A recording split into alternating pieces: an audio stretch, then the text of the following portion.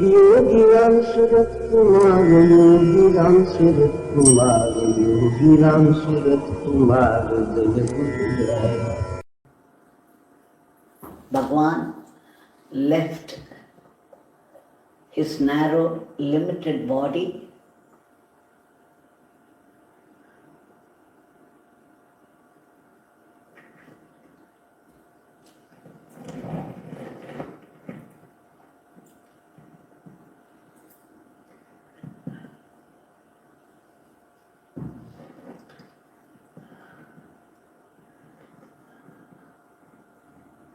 and became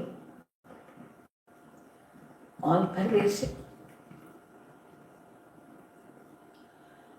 the infinite consciousness, and how he is, for people who were thinking that Bhagwan was living in Tiruvannamalai, people began to understand that he lives in everybody's heart now and everywhere. He has become all pervasive, all knowing, all powerful, infinite, almighty.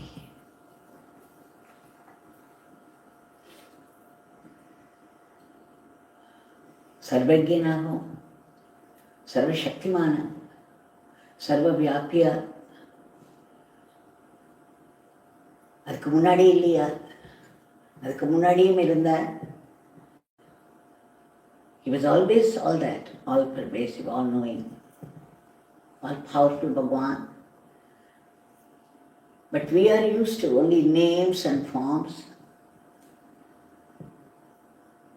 So we always sought his form and enjoyed his leelas. நம்ம அவரை உருவமாக நினைச்சதுனால அவருடைய லீலைகளை இன்னி வரையிலும் நம்ம அனுபவிச்சு வந்துருக்கிறதுனால அவர் தன்னுடைய உருவம் அப்படிங்கிறத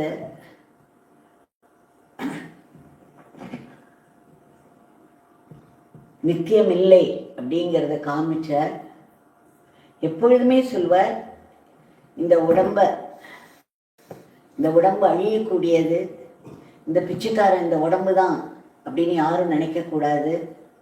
இந்த பிச்சைக்காரன் இந்த உடம்பை மட்டும்தான் அப்படின்னு நினைக்கிறவங்க எல்லாரும் சுயநலம் கொண்டவர்களாகவும் குறுகிய மனப்பான்மை உடையவர்களாகவுமே இருப்பார்கள்.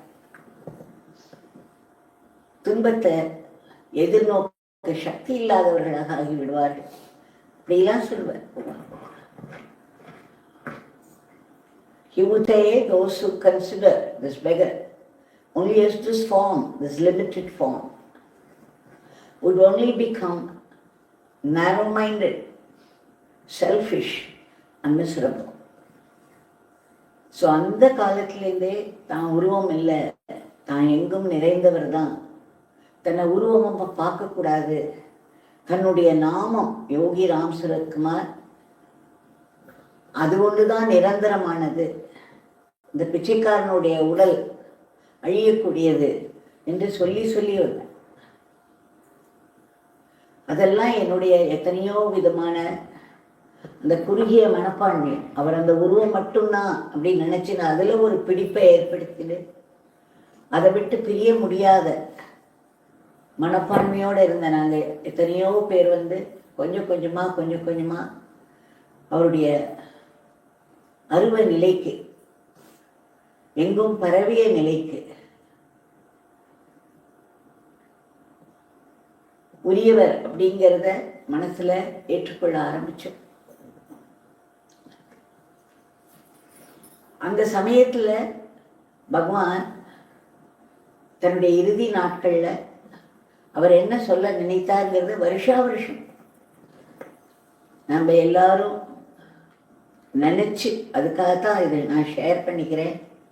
அப்போ அவர் நமக்கு கொடுத்த படிப்பினைகளை நம்ம திரும்ப மனசுக்குள்ள கொண்டு அதை நம்முடைய ஆத்மாவில் இறக்கி கலக்கணும்.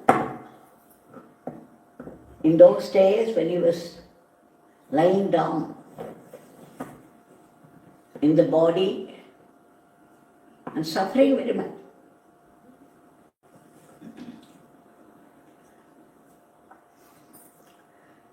there were certain things through which he taught all of us that we should never consider the Guru as a mere form which is beyond all the limitations of the body. Though he was suffering so much from the disease, he was trying to teach us through various leelas. I remember when Bhagwan was there, seated in the chair, in the nights when everybody was sleeping, during unbearable pain,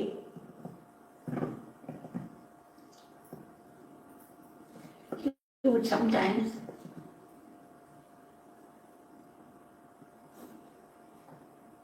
cry a little loudly.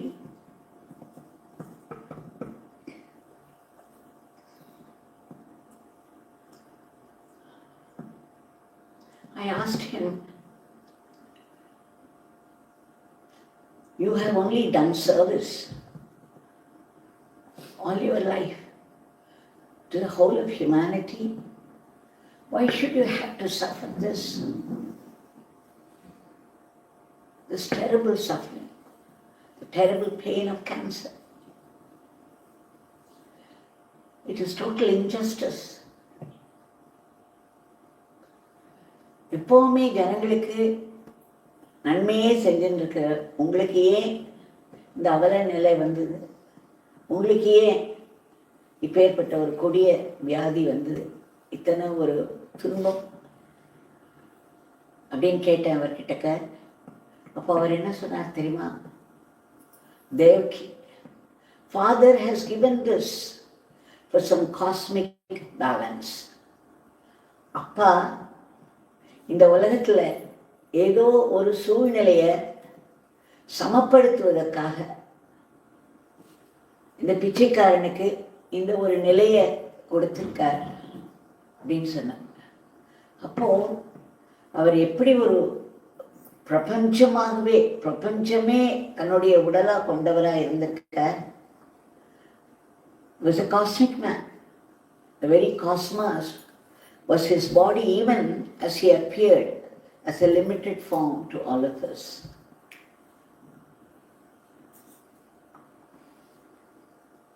அந்த கடைசி அந்த நாட்களில் இன்னொரு கேள்வி அவர்கிட்ட கேட்டேன். நீங்க இருந்தாக்க ஆயிரக்கணக்கான பேர்கள் எவ்வளவு பெரிய நன்மைகளை அடைவார்கள். உங்களுடைய இந்த வியாதியை எனக்கு நீங்க டிரான்ஸ்ஃபர் பண்ணக்கூடாதா? நீங்க நீ எத்தனை வருஷங்கள் வாழ்ந்தா ஜனங்களுக்கெல்லாம் எவ்வளவோ பெரிய ஒரு ஆறுதலாகவும் ஒரு நிம்மதியாகவும் இருக்கும், எத்தனை ஒரு சப்போர்ட் இருக்கும் அப்படின்னு என்னமோ அந்த நேரத்தில் வந்தது.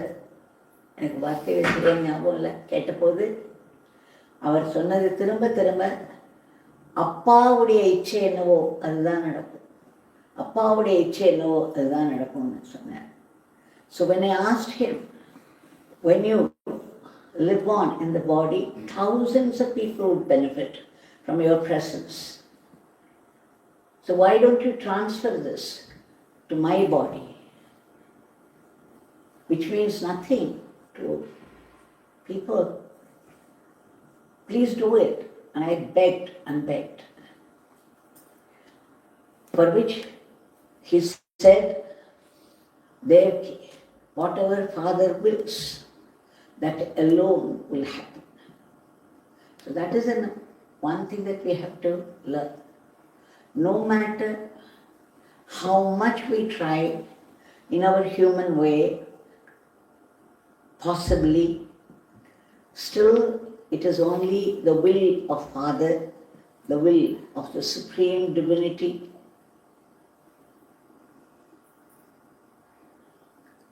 prevails. அப்பாவுடைய இச்சையினால மட்டும்தான் எல்லாமே நடந்துருக்கு. அப்பாவுடைய சங்கல்பத்தில் தான் எல்லாமே நடக்கிறது. நம்ம எத்தனை முயற்சி, இதுதானே ரமண பகவான் சொன்னார், எது எது நடக்கணுமோ அது நடக்காமல் போகாது, எது நடக்காதோ எத்தனை முயற்சிக்கணும் நடக்காது. அதனால் மௌனமாக இருத்தலே நன்றி அப்படின்னு சொன்னார். அந்த மாதிரி பகவான் நிமிஷத்துக்கு நிமிஷம் everything is fathers will. Father alone exists. Whatever happens is only grace. இதை தான் திரும்ப திரும்ப சொல்லிட்டு இருந்தேன். இந்த கடைசி நாட்களில் ஜனங்கள் யாரும் உள்ளுக்குள்ளே வர முடியல. ஏன்னா இன்ஃபெக்ஷன் வரும். அவருக்கு இன்ட்ராவீனஸ் வேறு போயிட்டே இருந்தது. அதை கையை அசைச்சு அங்கே அந்த அந்த ஜன்னல் வழியாக தான் எல்லாரும் பார்ப்பாங்க. அந்த ஜன்னலில் நின்று பார்ப்பா. Even though his eyes were closed all the time, he would try to raise his hand, which was disturbing the intravenous. அதுக்கப்புறம் என்ன பண்ணான்னா அந்த கையை அந்த கட்டிலோட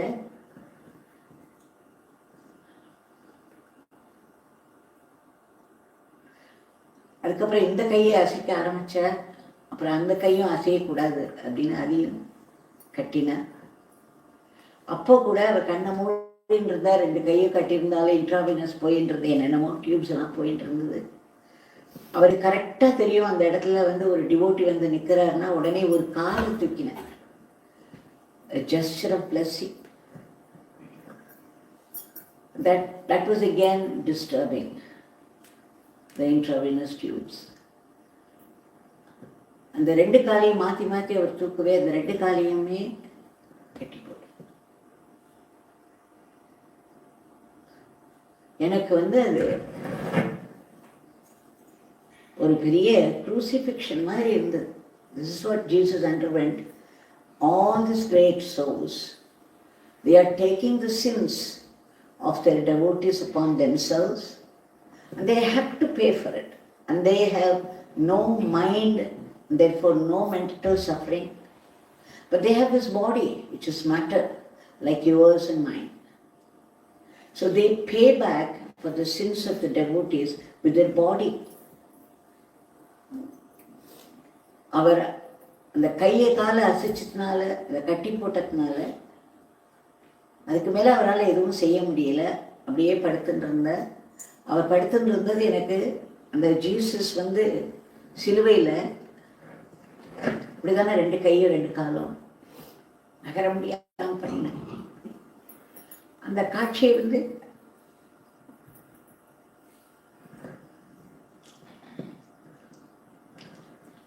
அப்பதான் எல்லா மகாத்மாக்களுக்குமே இந்த ஒரு நிலை வருது. ஏன்னா அவங்க பக்தர்களுடைய பாப்பங்கள் எல்லாம் அவங்க எடுத்துக்கிறதுனால நம்ம போய் ஒரு பகவான் ஒரு மகாத்மாவுக்கு நமஸ்காரம் பண்ணும் பொழுது அந்த சமயத்துல நம்மளுடைய பாப்பங்களை ஒரு ஸ்மைலோட ஒரு இன்முகத்தோட நம்மளோட பாப்பங்களை ஏத்துண்டு அதுக்கு பதிலாக அவளுடைய புண்ணியத்தை அவளோட ஆசீர்வாதங்களை நமக்கு அவள் கொடுக்குறாள். எப்பேற்பட்ட தியாகம்! பகவான் சொல்வார், மகாத்மாக்கள்லாம் ரெண்டு பக்கமும் எரியக்கூடிய மெழுகுவர்த்தி மாதிரி அப்படி. இப்போ நான் நினைச்சினேன் எல்லா மகாத்மாக்களுக்குமே கடைசியில இந்த சிலுவையில் அறையிறதுங்கிற க்ரூசிஃபிக்ஷன் சொல்லுவோம் இல்லையா, எல்லா மகாத்மாக்களும் ஏதோ ஒரு வகையில அதை கோத்ரு பண்ற. ஆனா அதை வெளியில காமிச்சுக்கிறது, அதை ஏத்துக்கிறா, அதை சகிச்சுக்கிறா. அவ உடம்புக்கு அவளுக்கு மனசு கிடையாது, அதனால மன கஷ்டம்ங்கிறது கிடையாது. அதனால ஒரு பயமோ ஒரு வெறுப்போ எந்த விதமான ஃபீலிங்ஸும் இமோஷன்ஸும் கிடையாது அவளுக்கு. ஆனா அதே சமயம் அது உடம்பு தானே, அந்த சரீரம் தானே, அந்த சரீரத்துக்கு இருக்கக்கூடிய அந்த வலி அதெல்லாம் இருக்கும் அவளுக்கு. அந்த வலியெல்லாம் நம்ம பாப்பத்தினால அந்த உடம்பு பல விதங்கள்ல ஹிம்சைக்கு ஆளாருது. அந்த ஹிம்சையை பொறுத்துன்னு தான் அவள் வந்து நமக்கு ஆசீர்வாதத்தை தந்துன்னு இருக்கா. பகவான் சொல்வார், ரெண்டு பக்கமும் எரியக்கூடிய அந்த மெழுகுவர்த்தி, it's each great soul is like a candle which burns at both ends, throwing light around, but it gets burnt in the process. அந்த மாதிரியான ஒரு நிலையில கடைசி நாட்கள், இன்னும் கடைசியில வரும் பொழுது அந்த கை காலெல்லாம் கட்டி போட்டதுனால அவரால் அசைக்க முடியல எதுவுமே. ஜனங்கள் அங்கே வந்து பார்த்துட்டு இருக்கும் பொழுது அப்படியே படுத்துட்டு இருந்தார்.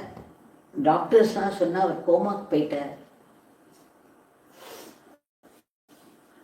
அப்போ எனக்கு மனசுக்குள்ள என்னால் அதை ஏற்றுக்க முடியும். I had seen Yogi Ram Surath Kumar Bhagwan as a massive, brilliant, pulsating, vibrant, blissful life, light. How could such a being go into coma? Coma is becoming unconscious, whereas these great people, the embodiment of supreme consciousness, supreme intelligence. பகவானுக்கு தெரியாத சப்ஜெக்டே கிடையாது. ஒருத்தர் வந்து கேட்கிறார், nuclear physics சொல்லு, உபனிஷதம்லாம் சொல்றது எதை அறிந்தால் எல்லாம் அறிந்தவர்கள் ஆகிறார்களோன்னு. உங்களுக்கு நியூக்ளியர் பிசிக்ஸ் தெரியுமான்னு கேட்கிறார். தெரியும், நீ என்ன கேட்டாலும் நான் பதில் சொல்வேன் அப்படிங்கிறார். இங்கிலீஷ் டிபார்ட்மெண்ட் பாண்டிச்சேரியிலேருந்து ஒருத்தர் வந்து, நான் ஹெட் ஆஃப் தி டிபார்ட்மெண்ட் சொன்ன போது பகவான் கேட்ட கேள்விகளுக்கு அவரால் பதில் சொல்ல முடியல, அவர் திணறி போனார். When somebody asked him that a Mahatma is all-knowing because he has known that essence of life, which means he knows everything. Do you know nuclear physics then? Bhagavan said, yes. You can ask any questions, this beggar will answer.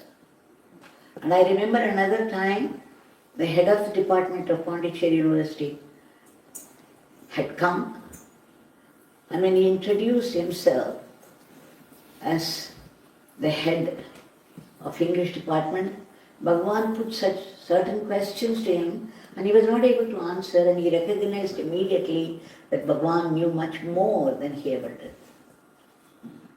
So இந்த மாதிரியான ஒரு சித் ஸ்வரூபமா, சத் சித் ஆனந்தாவா சரீரத்தில் இருக்குச்சியாவா இருக்கா. ஆனாலும் அதை வெளியில காமிச்சிக்காம உருவமா நமக்கு எளிமையா நம்ம கூட பழகி பல லீலைகளெல்லாம் நடத்தி அந்த நமக்கு ஒரு சுவைமிக்க அனுபவத்தை, ஒரு கடவுளை நம்ம அவர் அனுபவிக்கிற மாதிரி ஒரு சுவைமிக்க லீலைகளை எல்லாம் நடத்தின்னு இருக்காங்க. கை கால்கள்லாம் கட்டி போட்ட சமயத்துல அப்புறம் கண்ணை மூடி அப்படியே படுத்துட்டு இருந்தார். டாக்டர்கள்லாம் சொல்லிட்டா கோமா இருந்த, அதனால ஏற்க முடியல. I was unable to accept it when the doctor said that he had gone into coma, that he was counting his days. I was sitting here in this corner. I was crying because I had seen him, as I said, ஒரு பெரிய சச்சித் ஆனந்தாவா அவரை நான் அனுபவிச்சிருக்கேன். அது எப்படி வந்து பிரஜை இல்லாமல் போகும், எப்படி பிரஜை இல்லைன்னு சொல்றா. சாதாரண உடம்புக்கு அது பாசிபிள், சாதாரண மனுஷங்களுக்கு கோமாங்கிறது ரொம்ப ரொம்ப இயற்கை. ஆனா ஒரு மகாத்மாவுக்கு கோமா எப்படி வர முடியும்? இப்போ டாக்டர்ஸ்லாம் இப்படி சொல்றா, இதை வந்து பகவான் அப்படியே படுத்துட்டு இருக்காரேன்னு சொல்லி இங்க உட்காந்து யாருக்கும் நாங்கள் அது தெரியக்கூடாது, அதுல ஏதாவது ஒரு விபரீதம் வரலாம் அப்படின்ட்டு இங்க உட்காந்துட்டு ரெண்டு மீஸ்க்கு உள்ள தலையை விட்டு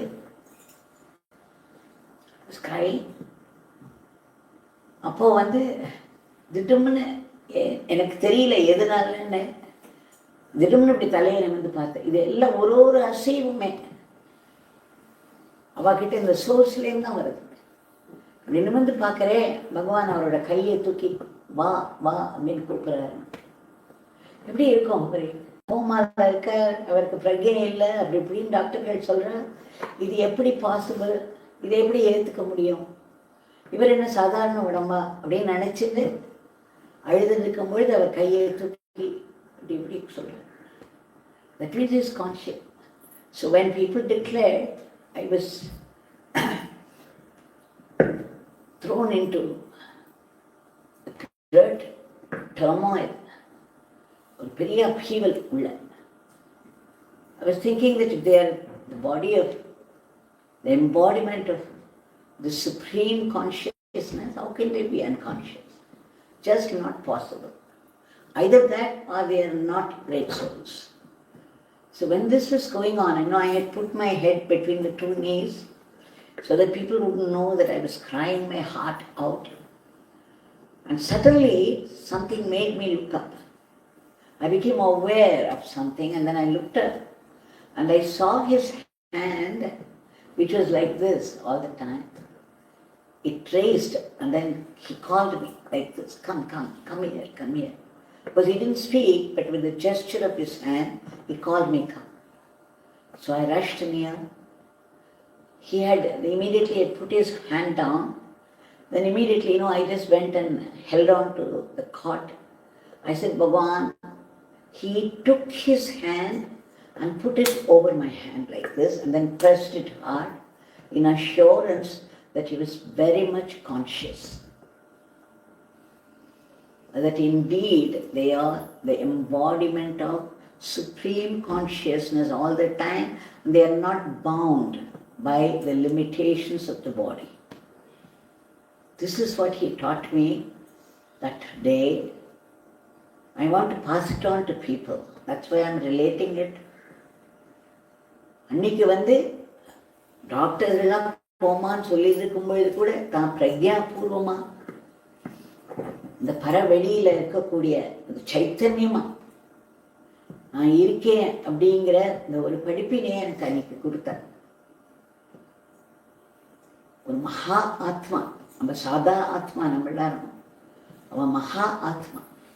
அந்த மகா ஆத்மா அந்த மாதிரியான ஒரு பெரிய நிலையில இருக்கிறவா, அவளை உடம்பு நம்ம நினைச்சது நம்முடைய குறைபாடு தான் அது. கடைசியா அன்னைக்கு நைட்டு அதுக்கு ஒரு 2-3 நாள் முன்னாடி யாரோ ஒரு பகவானுக்கு ரொம்ப க்ளோஸ் ஆகவும் அவர் கூட நன்கு பழகினவர், நான் அப்பான்னு கூப்பிட்ற துவாரக்நாத் ரெட்டி, அவர் வந்திருந்தார் பகவானை பார்க்கறதுக்கு. எப்போ அவர் வந்தாலும் பகவான் அவருக்கு ஒரு தனி ஒரு மதிப்பு கொடுப்பார், அவருடைய கையை பிடிச்சிப்பார், அவருக்கு ஒரு ஸ்பெஷலாக ஒரு தர்ஷன் கொடுப்பார். அதனால நான் சொன்னேன், இது மாதிரி பகவான் துவாரக்நாத் ரெட்டி அப்பா வந்திருக்கார் உங்களை பார்க்கறதுக்கு. அன்னைக்கு அவர் சொல்ற, தேவ்கி நான் தான் துவாரக்நாத் ரெட்டி, நான் தான் இங்கே இருக்கிற எல்லாரும். அப்போ சொல்கிறார் என்கிட்ட, அந்த சமயத்தில் டிவோட்டிஸ்லாம் பகவானுடைய மூர்த்தியை சுற்றி நாமன்னு சொல்லி பகவான் அவரோட உடம்புல தங்கணும், அவர் உடம்பை விட்டு போயிடக்கூடாது அப்படின்னு வேண்டிகிட்டே எல்லாரும் நாமம் சொல்லிட்டு இருக்கா. அந்த இடத்துல அங்கே உட்காந்து நாமம் சொல்லி பாடிட்டு இருக்காளே அவள் அத்தனை பேரும் நான் தான், நான் மட்டும்தான் இருக்கேன் இந்த உலகத்தில், வேற எதுவும் கிடையாது, யாரும் கிடையாது. Devki, I am Dwaraknath. I am all of you. All of you are in me. I am in all of you. I alone exist. Those people out there who are going around the Murti and singing the name, praying that this beggar should not leave the body, they are all myself, Devki. I am myself in all these forms. I alone exist. Previously, he would, if Dwaraknath Reddy came, he would pay special attention to him, show special love through gestures and words. But that particular day, he would not even listen to it. He simply said, I am. I am everyone, I am all. I alone exist. இதையும் நம்ம எப்போவுமே ஞாபகம் வச்சுக்கணும். We have to remember this huge நம்முடைய குருநாதர், நமக்கு பார்க்கறதுக்கு ஒரு உருவமாக இருக்கிறவர், the supreme divinity, the very self of all of us, that he alone exists. அது வரல Father alone exists, there is nothing else, no one else அப்படின்னு சொல்லிட்டு இருந்தவர் அன்னைக்கு சொல்ற, I alone exist, I am all of you are myself அப்படின்னு பெரிய ஒரு டெக்ளரேஷன் பண்ணினார். அது அப்பப்போ பண்ணுவார். அன்னைக்கு அவர் பண்ணின போது ரொம்ப கொஞ்சம் வித்தியாசமா இருந்தது. கடைசியா அந்த 19th நைட்டு அப்படி சுற்றி சுற்றி வந்துட்டே இருந்தேன். நைட் ஃபுல்லாக அவரோட நாமத்தை சொல்லி சொல்லி சுற்றி சுற்றி வந்துட்டு இருந்தேன் கட்டில. அப்போ கொஞ்சம் முன்னாடி ஒரு 3 o'clock இருக்குன்னு நினைக்கிறேன். அப்போ அந்த இடத்துல ஒரு சேர் போட்டிருந்தது பக்கத்துலேயே. அவ்வளோ தூரம் நடந்து நடந்து சொன்னதுனால ஒரு மனசுக்குள்ள என்னன்னு தெரியல, ஒரு சோர்வு, ஒரு இது. ஏன்னா அந்த நேரத்தில் எனக்கு ஐ ஹேட் அ விஷன். என்ன விஷன்னாக்க, மதர் மேரி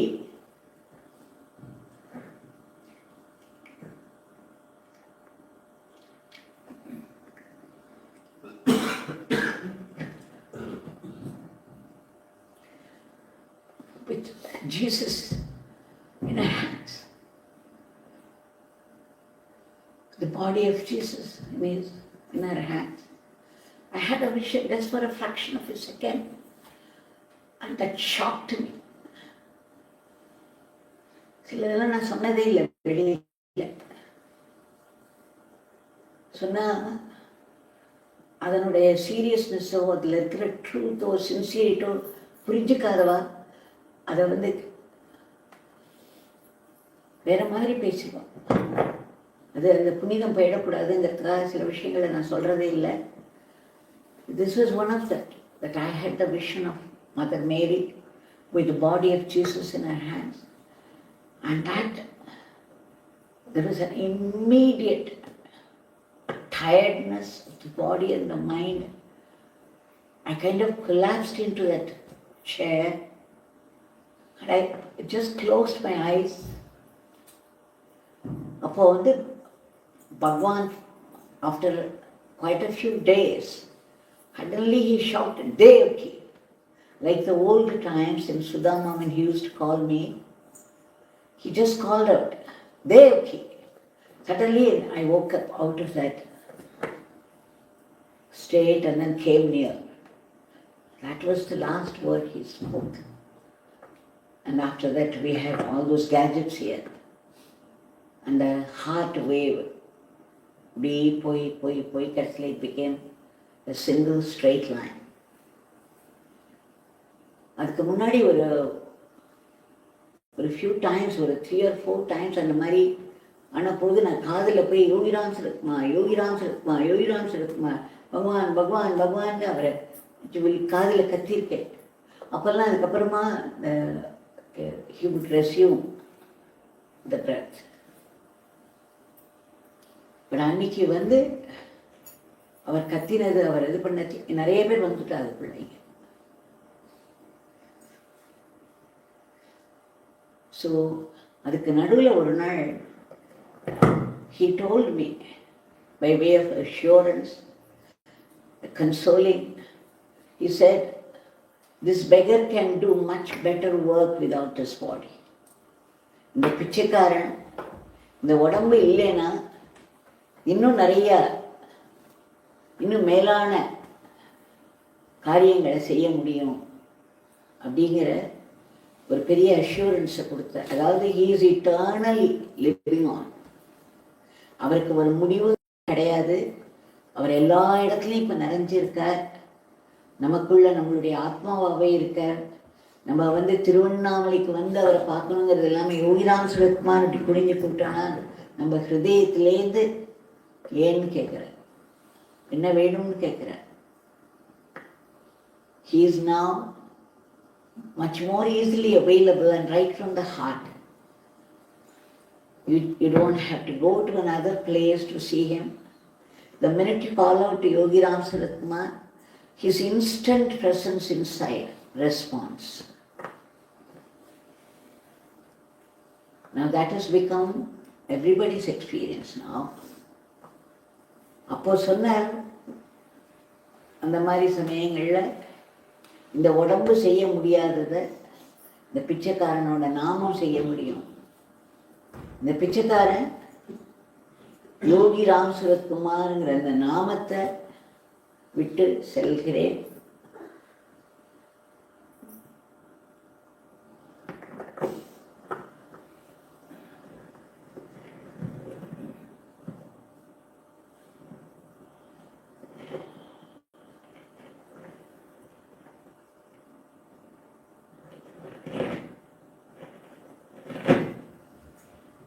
இப்போ இந்த நாமத்தில் ஒரு பூரணமாக இருக்க.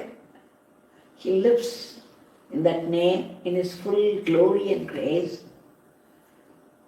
So that is why we keep chanting Yogi Ram Sarat Kumar. He also told me, not just once or twice, several times, that the Nama means Nami's presence, instant presence, because a word and its meaning cannot be separated. They are inseparable. So when you call out to Rama, Rama is instantly present, because it's the very meaning of the word Rama. When you call out to Shiva, Shiva is instantly present, because Shiva's presence is the meaning of the word Shiva. And when you call out to Yogi Ram Sarat Kumar, my father will be instantly present, because the meaning of the name Yogi Ram Sarat Kumar is my father's powerful presence.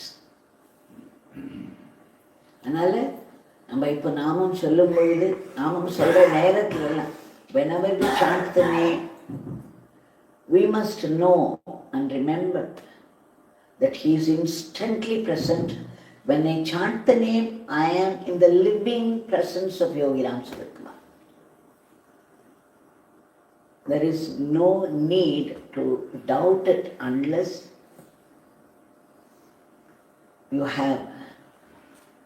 you don't have even that purification to believe that. Because the faith, unshakable faith, needs purification of the mind. பியூரிட்டியும் கான்சன்ட்ரேஷனும் இல்லைன்னா கடவுளை நம்ம பார்க்க முடியாது, உருவமாவோ பார்க்க முடியாது. அந்த ஒரு லெவலுக்கு நம்மளை கடவுள் ரைஸ் பண்ணிட்டு தான் அந்த காட்சியை நமக்கு கொடுப்பார். அப்போ தான் அவரை புரிஞ்சிக்க முடியும். அதனால் நம்ம அந்த we keep on chanting Yogi Ram Sarat Kumar, Yogi Ram Sarat Kumar, so that every cell in the body will be purified, and our mind and intellect, the entire being will be purified, and then we would have instant realization of the supreme consciousness which is Yogi Ram Sarat Kumar. So until that purification comes, every nama, he said, not a single nama goes waste. Every nama counts. Every nama does its transforming work. Every nama helps. அப்போ என்ன சொன்னார்னா, இந்த நாமம்ங்கிறது அது இப்போ சொல்கிறவங்களுக்கு மட்டுமில்லை, சுற்றி இருக்கிறவங்களுக்கு மட்டுமில்லை, இந்த உலகத்துக்கே ஒரு பெரிய நன்மையை செய்யறது. அது மட்டும் இல்லை, இந்த பிச்சைக்காரனுடைய தந்தையோட பணிக்கு அது உதவி செய்யறது. The Nama helps not only the chanter and the people around, it helps the whole world. And it helps this beggar's father's work. He also said father's work will continue. The cosmic work will continue from this place. அதனால இதையெல்லாம் நம்ம வந்து திரும்ப திரும்ப மனசுக்கு கொண்டு வந்து we have to remember that he is living in the name Yogiram Sarathkumar. அந்த யோகிராம் சரத்குமார்ங்கிற நாமத்தை சொல்லும் பொழுது he comes alive, he responds as your personal God. He guides you, helps you, protects you in your practical life and also in your inner life. இந்த யோகி ராம் சரத்குமார்ங்கிற நாமத்தை நம்ம சொல்லி கூப்பிடும் பொழுது அவர் வெறும் சாட்சியா இல்லாம நமக்கு ரொம்ப இன்டிமேட்டா பழகின நம்முடைய இஷ்ட தெய்வமா இருந்து நமக்கு வேணுங்கிற உதவியையும் வழிகாட்டுதலையும் பாதுகாப்பையும் இந்த வாழ்க்கைக்கு, இந்த உலக வாழ்க்கைக்கு மட்டுமல்ல, உள்ள வாழ்க்கைக்கும், உள்ள இருக்கக்கூடிய இன்னர் லைஃப் இருக்கு இல்லையா, அதுக்கும் வேணுங்கிற முன்னேற்றத்தை கொடுக்குறார். அதனால நம்ம வந்து நிறைய நிறைய நிறைய நாங்கள் ஒரு தடவை சுதாமா சிஸ்டர் பகவான்கிட்ட போய் பைசா வச்சோம். அவர் முன்னாடி நான் கிரகப்பிரவேசம் வருது, we want to offer this money அப்படின்னு சொல்லி we offered. He said, you are giving this beggar money. This beggar wants crores and crores of namas. இந்த பிச்சைக்காரனுக்கு நீ பைசாவா கொடுக்குற, கோட்டி கோட்டியா நாமத்தை கொடுமா எனக்கு, நீங்க பாடிட்டு கேள் நாமத்தை. இப்படியே சொன்னார். You people are singing this beggar's name. That is crores and crores of rupees for this beggar. நீங்க பாடிட்டு இருக்கிற யோகி ராம் சரத்குமார் நாமம் இந்த பிச்சைக்காரனுக்கு கோட்டி கோட்டி கோட்டி ரூபாய்களுக்கு சமம் அப்படின்னு சொன்னார். அதனால அந்த நாமம்ங்கிற இன்னொரு தடவை என்ன சொன்னாருன்னா, ஒரு விஐபி வந்திருந்த அவர் உள்ள நுழைஞ்ச உடனே, சுவாமி எனக்கு ஏதாவது கைங்கரியம் கொடுக்கணும், நான் உங்களுக்கு ஏதாவது சேவை செய்யணும் அப்படின்னு சொல்லிட்டே வந்து காலில் விழுந்தார். பகவான் ஸ்மைல் பண்ணிட்டு சொன்னார், இந்த பிச்சைக்காரனோட நாமத்தை சொல்லுங்கோ, அந்த நாமம் தான் greatest service to this beggar அப்படின்னு. அதாவது one VIP man had come, and then as soon as he entered, he went straight to the feet of Bhagwan, fell at his feet and said, please give me some service to you. I want to do service to you. Please give me some service. Bhagwan said, you chant this beggar's name, Yogi Ram Sarathkumar. That is the greatest service you can do to this beggar. It helps not only the chanter and the people around, it helps the whole humanity, the whole world, the whole cosmos. And it helps this beggar's father's work.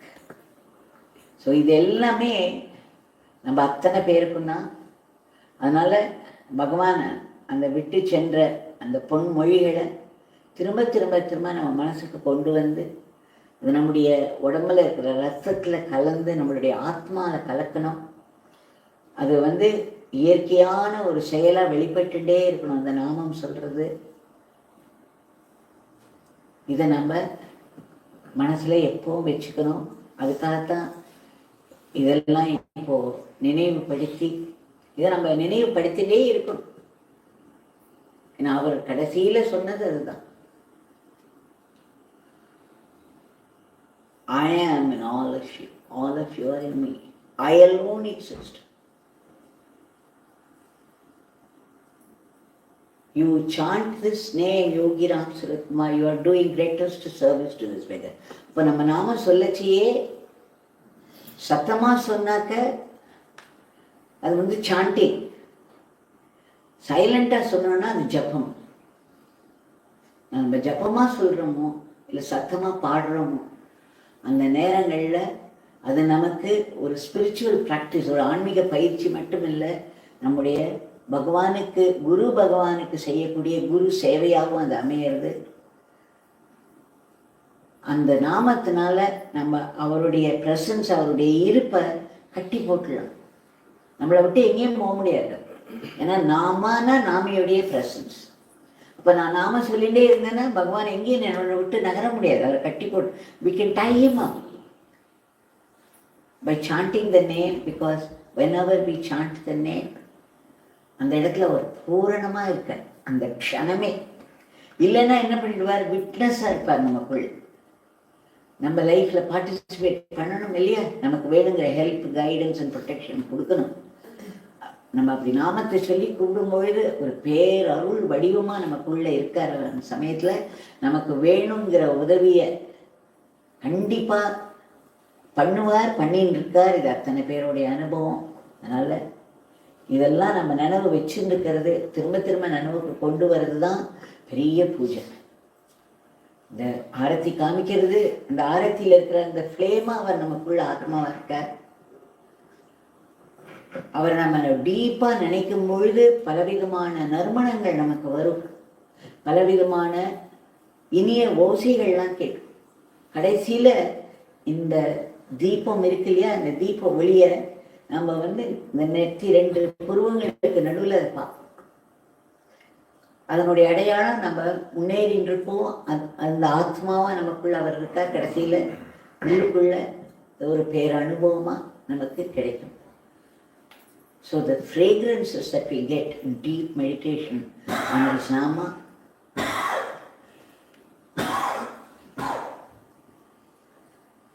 and the sweet music that we hear inside, and finally the darshan of a flame between the 2 eyebrows, they are all suggestive of his universal presence, his supremacy, the supreme presence of Yogiram Surat Kumar. So we shall remember and we shall chant Bhagavan's Nama for some more time, and then the prasadam will be distributed. சமுத்திரம், அதுக்கு முன்னாடி ஏரி, குளம், குட்டை, கிணறு, இதெல்லாம் நமக்கு ஒன்றும் matter ஆகிறது இல்லை. அதனால் பகவானை தவிர்த்து வேறு யாருக்கும் நம்ம பகவானை நினைக்க முடியாது. அத்தனை பேருமே பகவான் கையில் கருவிகள் மட்டும்தான். பகவானுக்கு சேவக்கா மட்டும்தான் நம்மால் இருக்க முடியும். நம்ம வெறும் கருவி மட்டும்தாங்கிறத நம்ம ஒரு பொழுதும் மறக்கக்கூடாது. அதனால் யாரையுமே நம்ம ஒரு பெடஸ்டலில் வச்சு பேசணுங்கிறது கிடையாது. நம்ம எல்லாரும் மனசில் நினச்சிக்க வேண்டியது அவருடைய வேலைக்காரன். அவர் நமக்கிட்ட பணியை அவருடைய கருவியாக இருந்தான்னா அவர் நம்ம மூலமாக அந்த வேலையை செய்யறது அவர் தான் இல்லையா. அவர் தான் அந்த காரியத்தை செய்கிறார். இதை மட்டும் நம்ம நினச்சிட்டு நம்ம அவர் கையில் கருவி அப்படிங்கிற ஒரு நினைப்போட எப்போ அவரை போற்றி போற்றி கொண்டாடி அவருடைய நாமத்தை சொல்லி சொல்லி சொல்லி சொல்லி நம்முடைய வாழ்க்கையினுடைய குறைகளெல்லாம் போக்கி ஒரு இன்ப இனிய தெய்வீக நிறைவை அடையணும் அப்படிங்கிறத நம்முடைய வாழ்க்கையினுடைய குறிக்கோளை வச்சு அதுக்காக நம்ம உழைச்சுட்டே இருக்கணும். ஜெய் யோகிராம் சுரத் குமார்.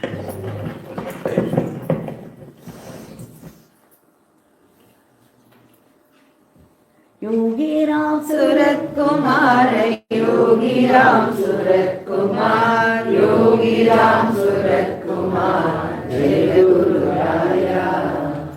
योगीराम सूरत कुमार, योगीराम सूरत कुमार, योगीराम सूरत कुमार, जय गुरु राया। योगीराम सूरत कुमार, योगीराम सूरत कुमार, योगीराम सूरत कुमार, जय गुरु राया। योगीराम सूरत कुमार, योगीराम सूरत कुमार, योगीराम सूरत कुमार, जय गुरु राया। योगीराम सूरत कुमार, योगीराम सूरत कुमार, योगीराम सूरत